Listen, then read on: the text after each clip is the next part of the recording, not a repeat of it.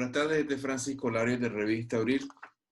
Tengo el gusto de recibir al doctor Oscar Carrión Orozco del Bloque Democrático. Con el doctor Carrión vamos a tener una conversación que tiene bastante que ver con la lucha democrática, especialmente en los canales diplomáticos de la OEA y su conexión con la lucha doméstica. Bienvenido, Oscar, y muchas gracias por aceptar esta invitación para conversar con los lectores de Revista Abril. Muchas gracias a vos, Francisco, por la oportunidad de poder compartir con tu audiencia. Muchas gracias por la oportunidad también de dirigirme al pueblo de Nicaragua desde otra plataforma interesante de lucha a favor de la democracia. Gracias. Digamos que el eje de esta conversación iba a ser y necesita ser el papel de la OEA en el proceso político nicaragüense, pero viéndolo más de cerca, creo que debemos tener una discusión sobre el papel de la lucha diplomática y sobre la postura de los diferentes grupos de Nicaragua en la lucha diplomática. Para unos, el objetivo debe ser la deslegitimación internacional del régimen paralela a su desconocimiento o desobediencia civil al interior del país. Para otros, el objetivo debe ser nada más que la OEA amadrine un proceso de aterrizaje suave con elecciones bajo el actual régimen y una transición, dicen ellos, hacia la democracia por esa vía. Yo creo que hay un consenso, equivocado o no, entre la población de que, número uno, los que se inclinan al aterrizaje suave dominan el juego político ante la OEA, de tal manera que bloquean y han bloqueado las gestiones por la deslegitimación del régimen en ese foro. ¿Estás de acuerdo? Sí, definitivamente eso ha sido de alguna manera boicoteado, sea por acción o por omisión. Y creo que también es importante señalar que el tema de la lucha por la ilegitimidad versus la lucha por un aterrizaje suave, reformas y elecciones, determina un parteaguas en la historia de la lucha democrática nicaragüense. ¿Por qué? Porque sencillamente la rebelión, la revolución cívica de abril 2018 no fue para pedir elecciones, no fue para pedir reformas electorales. En todo caso, nos hubiéramos vos y yo quedado de brazos cruzados y esperando simplemente el transcurso del tiempo y pedir alguno que otro cambio que ya de hecho los sectores cívicos y políticos y populares los estábamos demandando. Entonces, tampoco hubiéramos tenido que sacrificar a más de 600 hermanos asesinados, más de 120,000 exiliados y todo el sufrimiento de la economía y el sufrimiento de víctimas y familiares. Eso no hubiese sido necesario. Es decir, si íbamos a terminar este asunto con una simple petición de reformas y elecciones, es decir, otro escenario tendríamos de frente. Entonces, esto definitivamente, como te digo, determina un parteaguas y extrañamente los sectores reconocidos oficialmente por la comunidad internacional que en algún momento validamos o por lo menos aceptamos tácitamente porque suponíamos que estábamos en un proceso complicado, difícil, en abril. Para algunos pudiéramos haber tenido reservas con relación a algunos nombres, pero no era un momento para estar cuestionando a X o Y personas. Todos suponíamos que estaban para un rol de interlocución necesaria con el régimen y que todo estaba en función de la salida de la dictadura, no en función de reformas y elecciones. Eso obviamente formaba una ruta, algún escenario de salida legal final, pero no la prioridad. Al final, entonces, esos sectores reconocidos por la comunidad internacional fueron derivando en reforma y elecciones. A pesar de que plantearon el tema de la ilegitimidad, lo plantearon de forma muy tenue, temerosa. El tema de la Carta Democrática siempre fue un asunto que no estaba entre sus deseos de fondo, porque ellos suponían, y en esto se tragaron varios monos, pues varios uyuyuy que la comunidad internacional o mitos que hay que desmentir. Decían que la comunidad internacional, si aplicaban la Carta Democrática o la ilegitimidad, que fue menos cabildeada, tuvo que ser al final asumida por los sectores y presionado la OEA, decían que Ortega iba a salir del alero de la OEA. Ortega ha estado fuera del alero de la OEA, independientemente que de manera oficial sigamos en el organismo internacional. Entonces, ¿de qué salida estábamos hablando? ¿De qué falta de cobertura estábamos hablando? Ahora, si es la cobertura netamente legal y formal, no es cierto. Es decir, un régimen desconocido, ya sea por ilegitimidad o un régimen al que se le aplica la suspensión vía el artículo 21 de la Carta Democrática Interamericana, eso no implica que queda libre de hacer o seguir haciendo o hacer lo que se le antoje. En la misma Carta Democrática Interamericana, en base a los principios internacionales de derecho, establece que el Estado suspendido no es sin perjuicio del seguimiento a la observación del cumplimiento de los derechos humanos de los ciudadanos. Es decir, bajo ninguna circunstancia eso era un motivo para argumentarlo. Sin embargo, desde la burocracia del mismo organismo continental salieron algunas voces que se combinaron con algunos intereses de sectores que han querido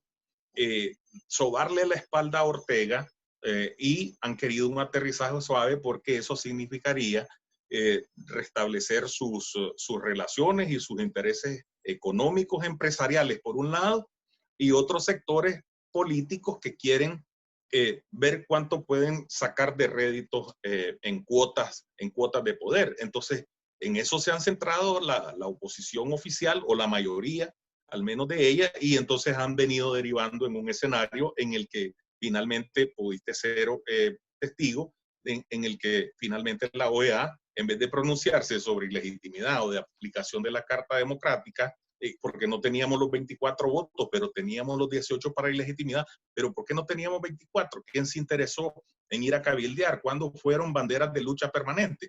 O sea, lo que estaba como solución final, que es el proceso electoral, indispensablemente, fuese un proceso adelantado o fuese un proceso para, como está planteado, 2021, terminó siendo la prioridad. Lo que iba a ser como la salida termina siendo la puerta de entrada como solución para algunos sectores. Entonces hay otros sectores organizados con cierta afinidad que logramos hacer el planteamiento. Tuvimos la oportunidad porque, bueno, nosotros estamos involucrados con el tema del desconocimiento desde el 2009, 2010, hace una lucha de hace 10 años. Hay un expediente en la Comisión Interamericana de Derechos Humanos en donde hemos venido cuestionando la legitimidad de Ortega a partir del 2009-2010, desde que abusó de la Constitución en un artículo transitorio, haciéndolo parecer como permanente, le prorrogó el periodo a los magistrados en base a ese artículo y en base a un decreto ejecutivo del cual no tenía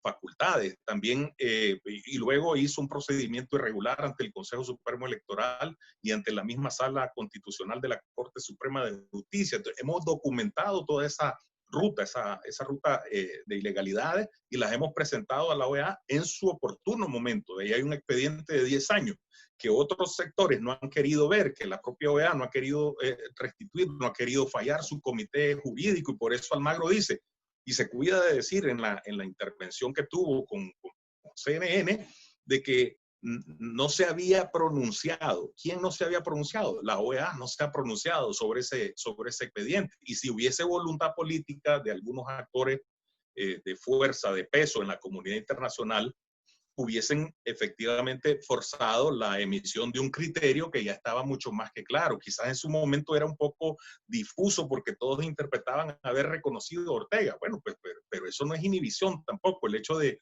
haber participado. Claro, evidentemente que no hay voluntad. El proceso electoral no implica que después se dieran cuenta que habían irregularidades y violaciones a la Constitución como las hemos documentado. Es decir, y si en el peor de los casos hubiese alguna inhibición de un país o del organismo continental en no querer hacer esa retroactividad, teníamos simplemente que hacer uso del tema de la violación de derechos humanos, los crímenes de lesa humanidad. Y eso hacía suficiente mérito para declarar la ilegitimidad en el ejercicio. Es decir, Sí. no hay Yo manera entiendo. por la cual Sí, sí, sea sí. comprensible la situación, más que un acto de complacencia de parte de sectores de la oposición funcional.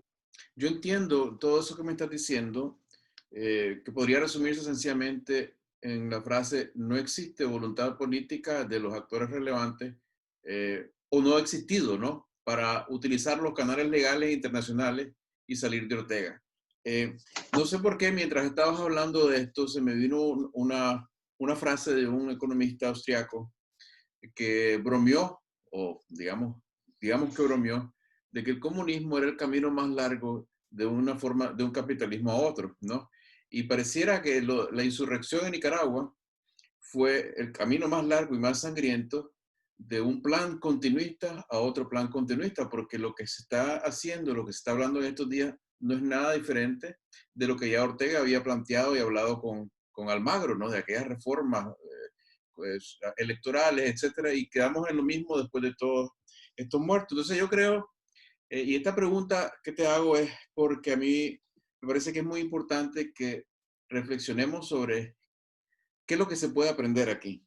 Y hay dos, dos puntos sobre los que quisiera que reflexionaran. Número uno es, dijiste que en ese momento, en abril, aceptamos a una cierta gente y a unas ciertas instituciones sobre las que teníamos sospecha o no nos sentíamos cómodos, pero dijimos no es el momento para dudar. Pero resulta que por ahí se metió la derrota, ¿no? Porque confiar en cierta gente y confiar en ciertas instituciones. Eh, Eso es lo número uno. Y lo número dos, yo he escrito que hay una tríada realmente que se encargó de que no colapsara el régimen de Ortega en la rebelión de abril. Y esa tríada consiste, en mi opinión, del Gran Capital, el Estado Vaticano y el gobierno de Estados Unidos. Y el problema, pienso yo, es que los nicaragüenses, creo yo, muchos continúan identificando al menos dos de esos tres como aliados de la lucha democrática, pero en la práctica, el Gran Capital, el Estado Vaticano y el gobierno de Estados Unidos han sido el soporte de la estrategia de aterrizaje suave, que no es otra cosa, sino el restablecimiento del sistema de alianza del sector negocio con el Estado autoritario. Esas son por lo menos mis observaciones, lo que yo creo que debería aprenderse, pero quería consultarte a ver si estoy por mal camino. Bueno, yo identificaría un cuarto protagonista de esa comodidad en que derivó la lucha eh, hacia un aterrizaje suave. Y yo mencionaría a un sector político nacional. Dijiste el Sí, Estado Vaticano, dijiste Estados Unidos. claro, te aclaro algo. En mi escrito yo identifico esa triada como los poderes reales. Y a Sí. la inmensa mayoría de los políticos que ves hoy en día sobre el escenario, los veo más bien como aspirantes a puestos, como gente que anda buscando cómo venderse a la tríada para que la tríada diga, bueno, a este me conviene, este me gusta, a este lo acepto. Y ellos tener acceso a poder político vía decretos administrativos, básicamente de los poderes fácticos. Entonces ahí están incluidos estos políticos, por, por los cuales yo creo que el pueblo de Nicaragua realmente en su mayoría no siente ni gran afinidad ni gran respeto a estas alturas. Sí, por eso te digo, pero para mí tienen el rol relevante que yo le veo, independientemente de lo que los actores internacionales puedan haber influido, inducido, sugerido. Yo creo que el rol relevante para cambiar el rumbo o definir qué ruta finalmente iba a tomar la lucha, lo tuvieron y lo tienen los actores protagónicos quienes estaban haciendo la interlocución con Ortega. Es decir, ¿cuánto pesa la decisión del Vaticano si esos actores políticos locales, quienes tenían y tienen y ostentan la representación oficial del pueblo, se hubiesen plantado firmemente en relación con la propuesta originaria de la lucha de abril? Pero es que Si, ese es mi cuestionamiento. Ahora, yo entiendo el Estado Vaticano es decir, buscando, igual que Estados Unidos, buscando una solución, e igual que el resto de la comunidad internacional, buscando la solución diplomática más fácil y la ruta menos complicada para ellos, especialmente en un contexto en que los estados están altamente restringidos para hacer otro tipo de intervenciones de fuerza, ¿verdad?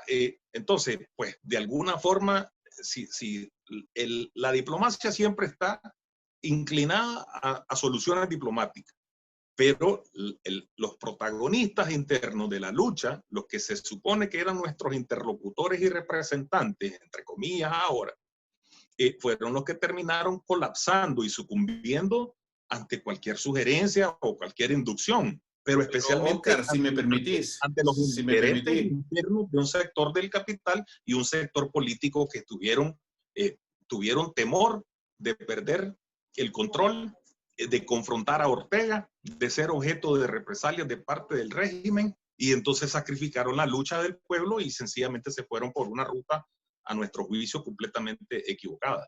El problema creo yo, y yo creo que aquí es donde yo, tal vez equivocado, ¿no? Pero yo insisto en que hay que buscarle otro ángulo para aprender. El problema es identificar, seamos claros, por ejemplo, a los políticos de la Alianza y a muchos otros que andan por ahí flotando como supuestos representantes nuestros. Yo más bien los veo a ellos más dependientes del gran capital y de los intereses poderosos, intereses económicos poderosos, que del pueblo nicaragüense, porque al pueblo nicaragüense básicamente no lo escuchan. El pueblo nicaragüense no les puede dar apoyo económico o no les puede dar los puestos que ellos creen más fácil a acceder si encuentran el camino del aterrizaje suave. Entonces yo creo que es verdad, desde el punto de vista de la burocracia estatal de Estados Unidos, Nicaragua es un papel donde ellos pueden dibujar un diagrama para resolver un problema. Se pierde la distancia del dolor humano y de las verdaderas tragedias.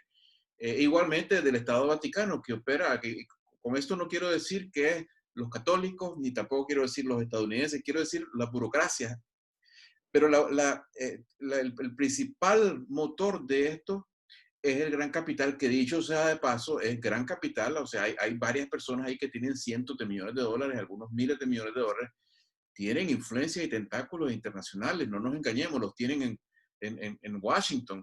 Ellos han sido realmente el centro de lo que yo considero una conspiración antidemocrática contra el pueblo de Nicaragua. Y nosotros, el pueblo de Nicaragua, caímos en la trampa porque nos presentan unas caras de unos políticos, algunos de ellos nuevos, otros más o menos, y decimos, estos nos están representando cuando en realidad, realmente no nos están representando. Y yo creo que las cosas están más claras hoy en día. Precisamente entonces caemos a la conclusión en la que, independientemente de cualquier influencia internacional, llámese Estado Vaticano, llámese Estados Unidos, o llámese esa misma comunidad internacional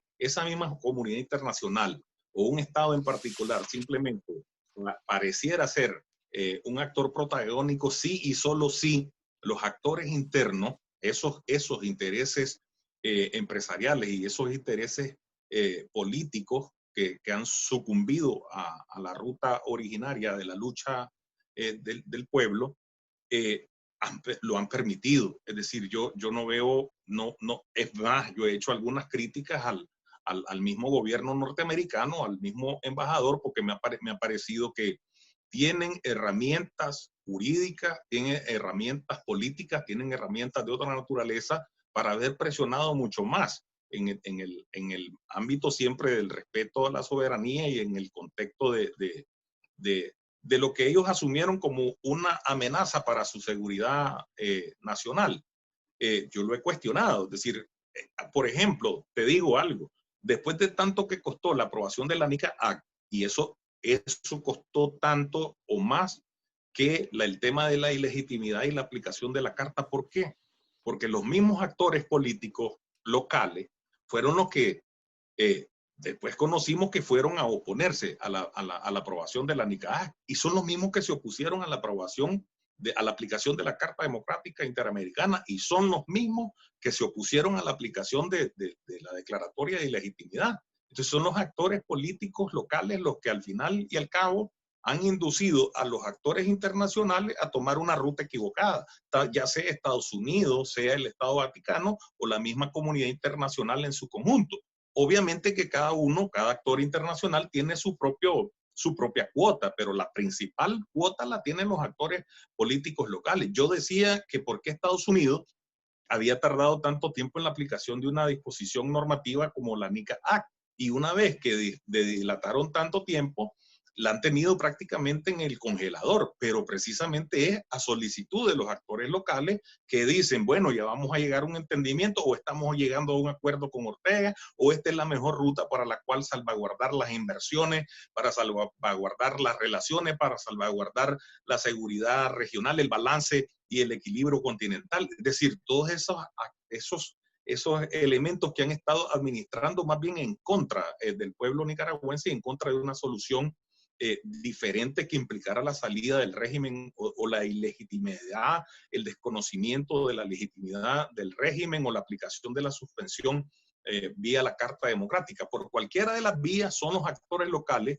los que lamentablemente se han prestado al juego y los otros obviamente han seguido la ruta, como igual la ha seguido el resto de la comunidad internacional. Algunos dicen, hombre, ¿cómo vamos a ir a, tenemos dificultades, te dicen, para cabildear la aplicación de la suspensión por la vía de la Carta Democrática o la ilegitimidad, porque te dan un argumento absurdo, porque se supone que esos países después estarían temiendo que ellos puedan ser objeto de la aplicación de una suspensión por vía de la OEA.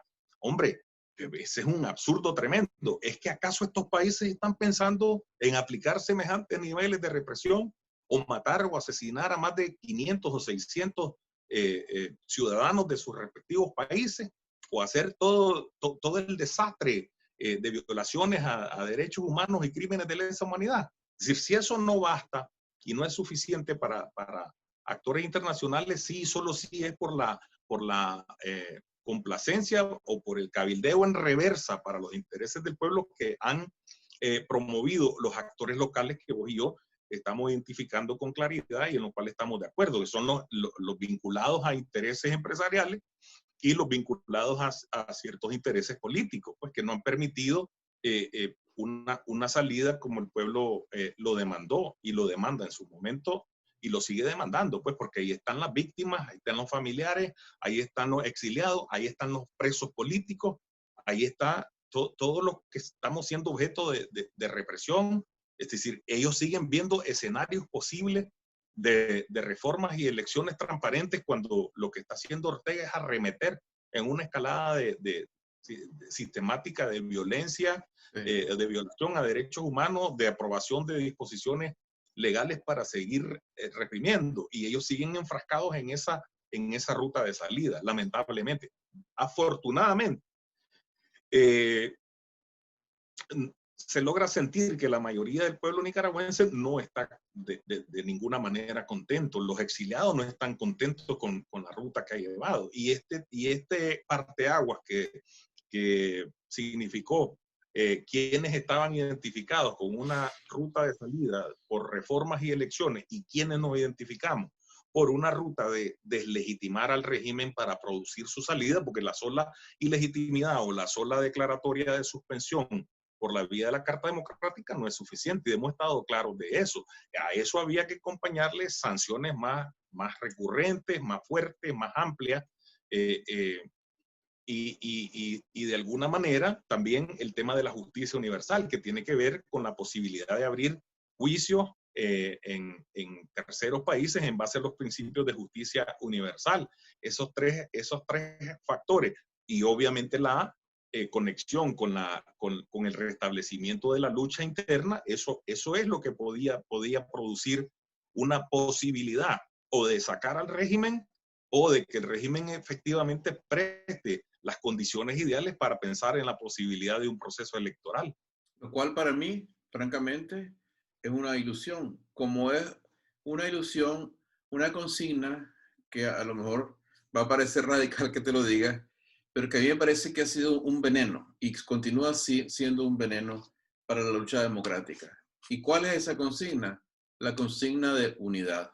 Esa es una consigna falsa, esa es una consigna venenosa, porque insiste eh, en tratar de hacer pensar a la gente de que existe un todos, que todos nos podemos unir en contra de la dictadura, y ese todos incluye a una serie de sectores que realmente eh, se han disfrazado de oposición, los sectores del gran capital, tienen séquito, tienen gente que emplean y que apoyan, pero que realmente fueron parte integral, legal del aparato dictatorial y han seguido jugando la estrategia de la dictadura todo este tiempo. Lanzar una consigna de unidad, que es una consigna de paciencia para esta gente, en mi opinión, y esto quiero que lo comenté, es un error gravísimo, fatal, ha sido fatal, mortal porque ya llevamos casi 3 años, porque lo primero que uno tiene que saber en una lucha política es quiénes son amigos y quiénes son enemigos. Si uno no sabe eso y uno cree que tiene un amigo al lado en la trinchera, cuando es un enemigo está perdido. Y eso es, para mí, algo fundamental que ha ocurrido en Nicaragua. Por eso la consigna esa de unidad es una consigna detrás de la que se esconden gente que realmente está apenas nominalmente en el lado de la oposición, pero que realmente están más del lado de la dictadura estructuralmente por razones de negocio y todo eso, o por oportunismo.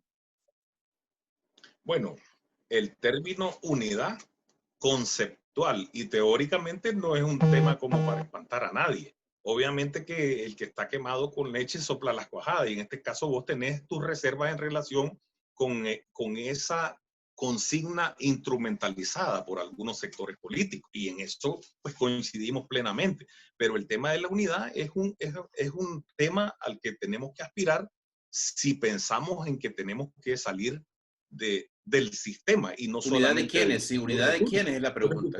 Pero unidad, exactamente, ahí voy.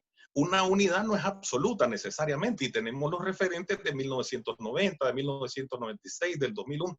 Una unidad que incluso puede estar abierta a todos los actores políticos que quieren un cambio.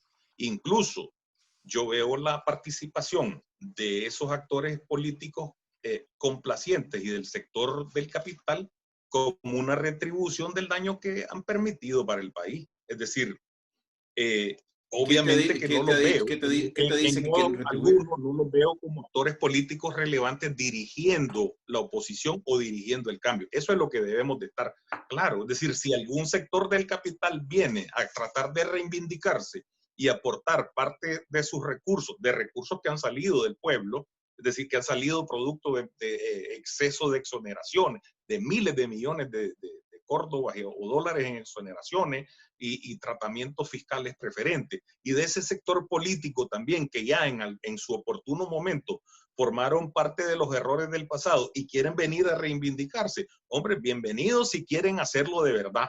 Pero la primer gran raya y la frontera que hay que establecerle a estos sectores, sea provenientes del gran capital o de sectores políticos que en algún momento fueron parte del régimen sandinista y quieren venir a formar parte de la unidad, sencillamente les decir bienvenidos y pase adelante y siéntese por ahí a ver de qué manera al pueblo le van a ser útiles, pero de ningún modo dirigiendo como lo han pretendido, dirigiendo e instrumentalizando la lucha por la restitución democrática del país.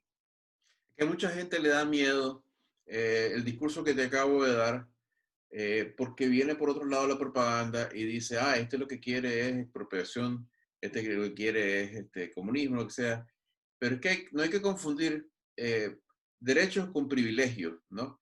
El gran capital de Nicaragua y el pequeño capital y el mediano capital y cada una de las personas e instituciones debe en una democracia tener derechos, pero privilegios no los debe tener. Ellos han vivido como en un régimen feudal de privilegios no solo por décadas, sino siglos.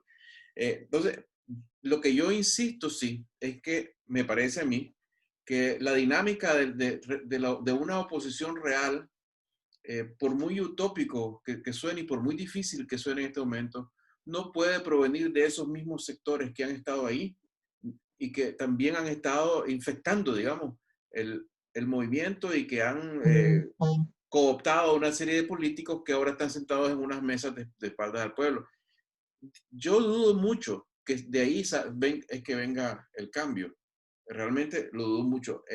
Y el otro día conversando, en una entrevista así con Monseñor Mata, me lo puso de una manera muy clara. Me dijo, hacen falta nuevos líderes, ¿no? Porque básicamente lo que está, que parece nuevo, es viejo. La pregunta es, nosotros vamos aquí en marcha, por lo que yo veo, en un proceso que realmente en estos momentos está controlado por estos actores políticos que no quieren cambio, y que han vendido la idea de que a otros poderes externos de que todo va encauzado a unas elecciones que supuestamente abren la puerta a la democratización, pero que en mi opinión terminan o en una sucesión dinástica o en una pantomima donde de alguna manera aparece otra cara ahí y tal vez Ortega incluso deje la presidencia, pero el poder no lo va a dejar a través de elecciones.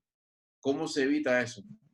Precisamente ese es el rol que nos corresponde, es decir, de hacer el esfuerzo por desnudar esos intereses y esas intenciones. Ahora, estemos claros, yo percibo que hay dos actores complacientes en el tema de la desnaturalización y el desvío de la lucha originaria. Los sectores vinculados con el capital, sectores empresariales y los sectores políticos que ya en alguna medida, en algún momento, formaron parte de la primera dictadura de Ortega o de las subsiguientes en algún momento y formaron parte o fueron complacientes con las violaciones a derechos humanos en otro momento. Entonces, ¿qué pasa? Hay que arrebatar la bandera, al pueblo le corresponde en su momento, fue un buen ensayo el tema del parteaguas sobre el tema de la legitimidad, porque se activaron sectores con los que, decir, en ningún momento quizás soñamos haber tenido contacto y nos sentimos de alguna manera conectados y en alguna sintonía, por lo menos contraria a la que decía reformas y elecciones. Algunos con reservas si era o no viable el tema de la ilegitimidad, no importa, pero sí hubo una conexión y masiva y fuerte, tan fuerte que logró romper la barrera de las restricciones que hay en relación a la cobertura mediática, porque aquí como te comentaba antes en otra ocasión, el Frente Sandinista tiene su equipos y sus medios de comunicación, pero lamentablemente algunos de los que parecen ser independientes o democráticos también obedecen en cierta medida o a esos actores del sector empresarial o a esos actores políticos que le dicen a fulano o a sutano o la posición X, Y, Z no les des cobertura. Así, de tal manera que el tema de la ilegitimidad se fue regando y haciendo tan amplio, pero tuvo mucho menos cobertura que el llanto desconsolado que están teniendo y la cobertura amplia que están teniendo porque la Alianza Cívica se salió de la coalición. Eso te puede dar una idea de la dimensión o de la importancia que le prestan algunos medios de comunicación en obediencia a esos sectores económicos y a esos sectores políticos a un tema de tanta relevancia como estuvo planteado en su momento con las expectativas que se generaron ante la OEA, con todo y la restricción mediática que hubo.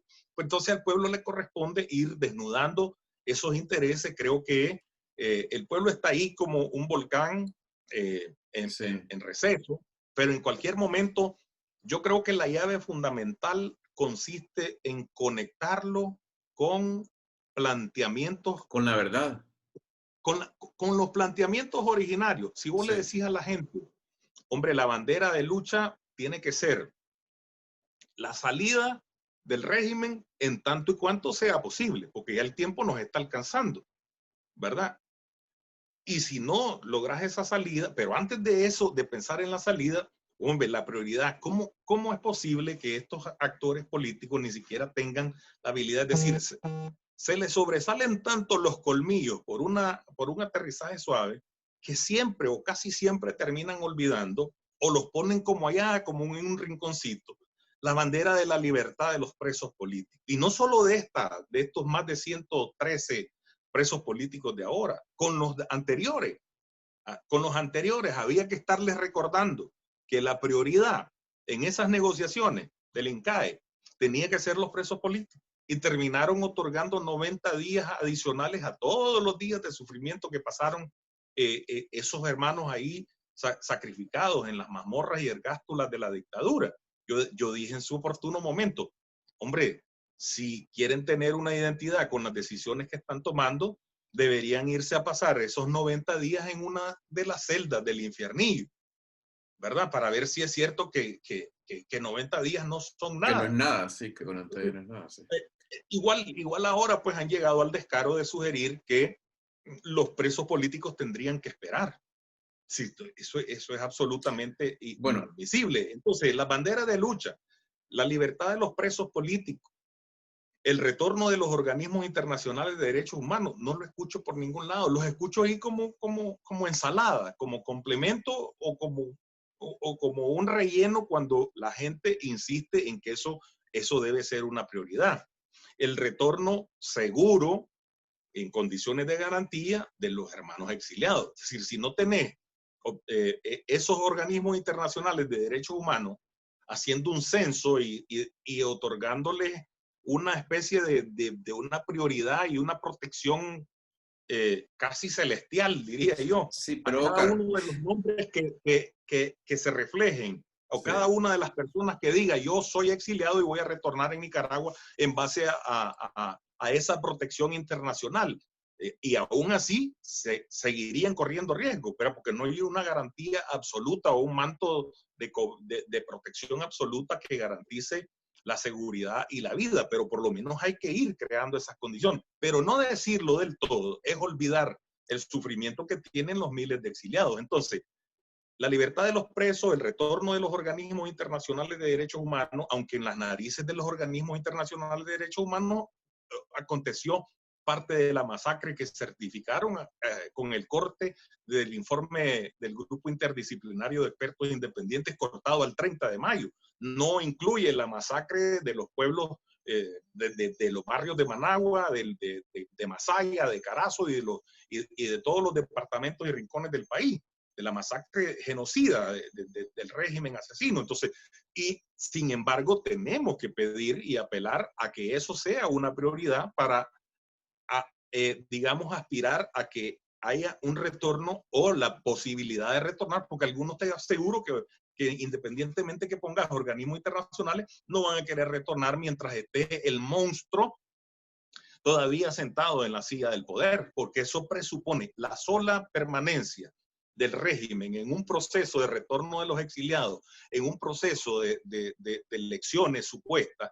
Eso presupone inmediatamente, con todas las señales que ha tirado el régimen, eso presupone que vamos a estar bajo los cañones, bajo los fusiles, en un supuesto proceso electoral que debería de antemano prestar las condiciones. ¿Qué más están esperando si ven toda la arremetida de Ortega para decir, es decir, la sola aprobación de estas últimas 3 leyes debería de ser certificación suficiente para no esperar a mayo? ¿Y a quién se le ocurrió esperar hasta el mes de mayo? Por eso la mayoría de la gente esperaba una solución más contundente en el seno de la OEA, pero volvemos al planteamiento original, pues ya sabemos sí. y hemos identificado los actores complacientes. El pueblo debe, y por eso te digo que deben de surgir liderazgos más que líderes, porque pensar en Liderazgo, líder sí, es pensar en nombre y sí, apellido y pensar en caudillo. Creo que liderazgo es una liderazgo, sí. palabra más amplia porque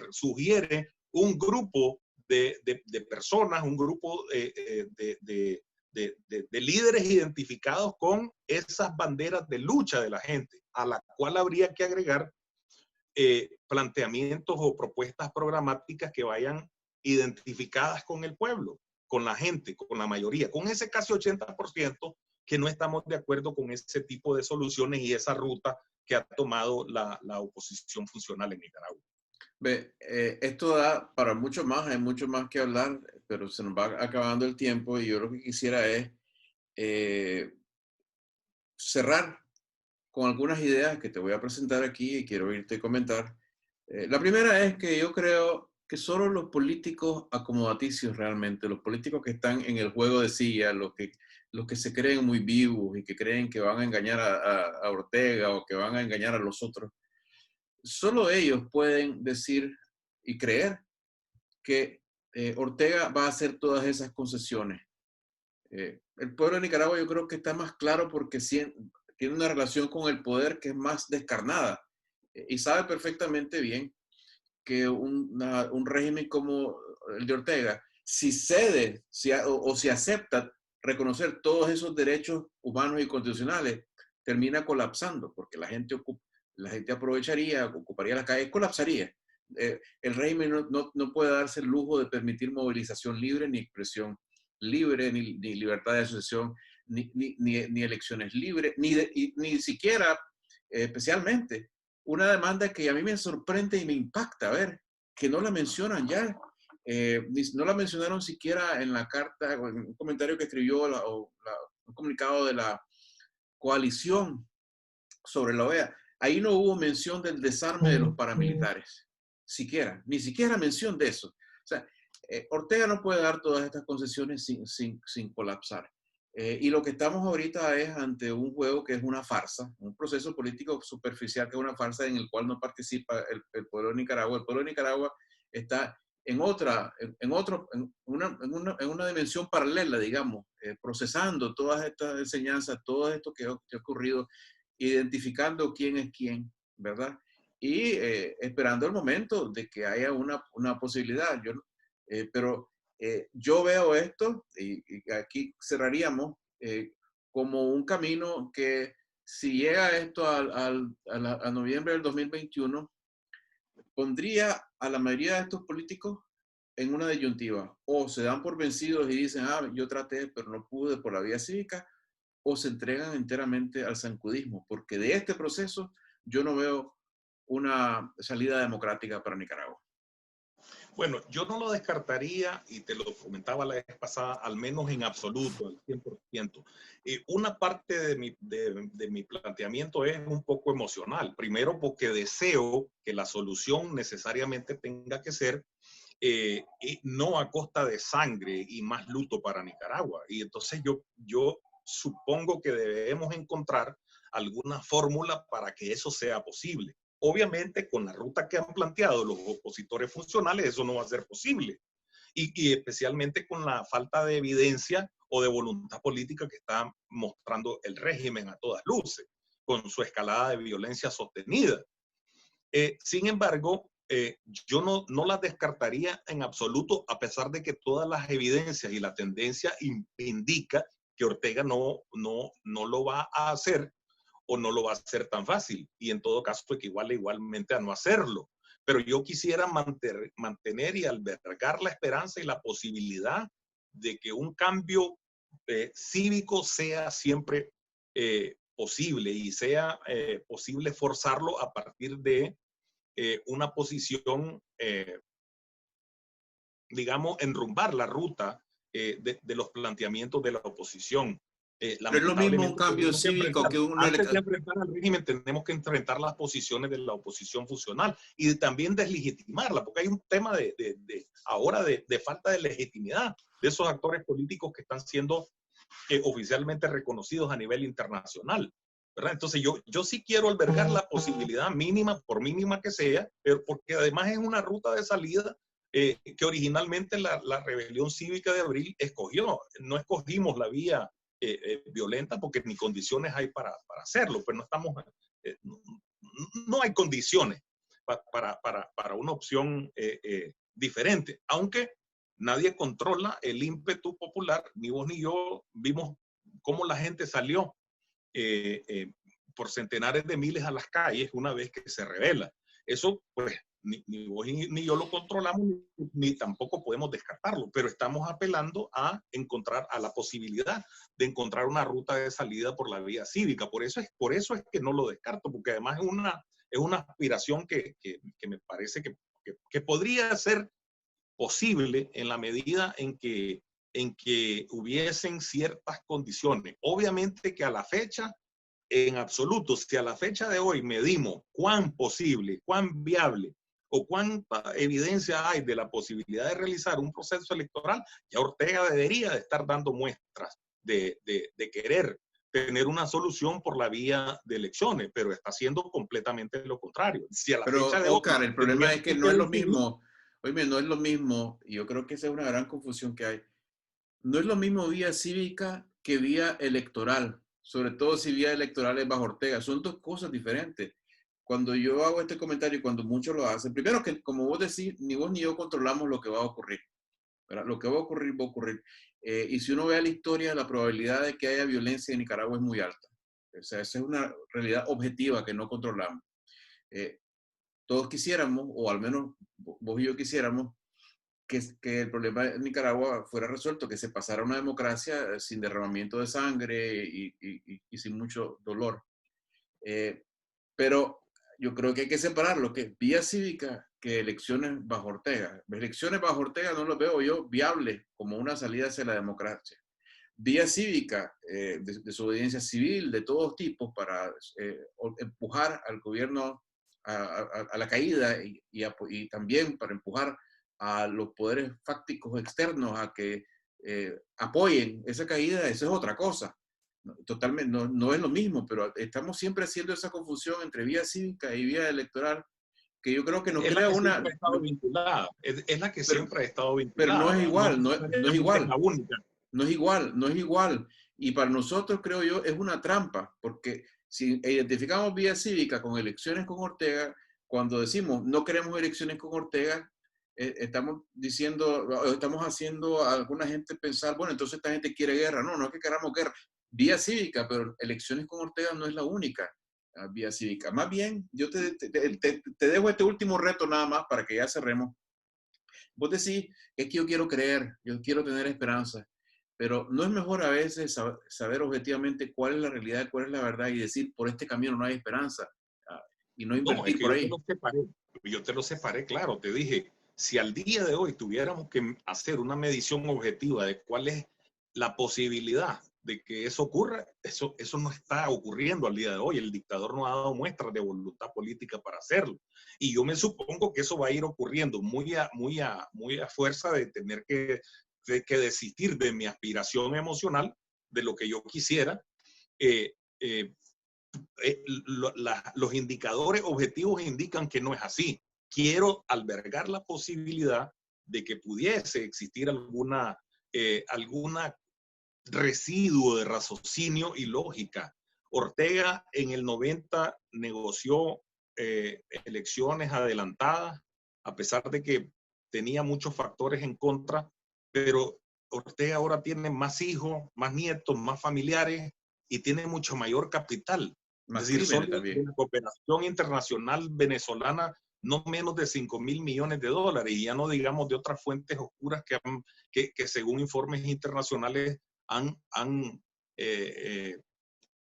triangulado por el país y pudieran estar circulando en manos del régimen por otras razones que podemos abordar en otro momento. Entonces, si en realidad te pones a pensar que a Ortega le puede interesar un esquema de salida que le signifique a sus sucesores familiares y a su fortuna algún nivel de protección, vos te pones a pensar que en sus zapatos, que ni vos ni yo quisiéramos estar, podría existir alguna posibilidad de crear alguna salida. Y no necesariamente pues tendríamos que estar tomando como referente la falta de voluntad política, porque a Ortega le ha gustado por lo general jugar al filo de la navaja.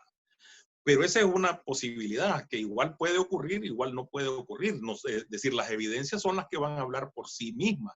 El problema es que el plazo que se suponía que debía de estar a noviembre con la convocatoria de un proceso electoral y el previo cambio de magistrado y el previo proceso de reforma, esta oposición funcional con la que comenzamos hablando en esta ocasión y con la que vamos a terminar inevitablemente hablando, esa oposición funcional que conformada por sectores provenientes del sector empresarial y de un sector político complaciente con Ortega, es la que ha impedido, es decir, en vez de agarrar la resolución de la OEA y establecer en todo caso, pues si no querían aplicar ya la Carta Democrática o la ilegitimidad para no herir la susceptibilidad del monstruo, por lo menos hubiesen puesto un plazo razonable que en algún momento se estuvo manejando, que era el mes de noviembre o diciembre, o lo que resta de este año, para ver si había voluntad política. Pero si se les tiraste hasta el mes de mayo,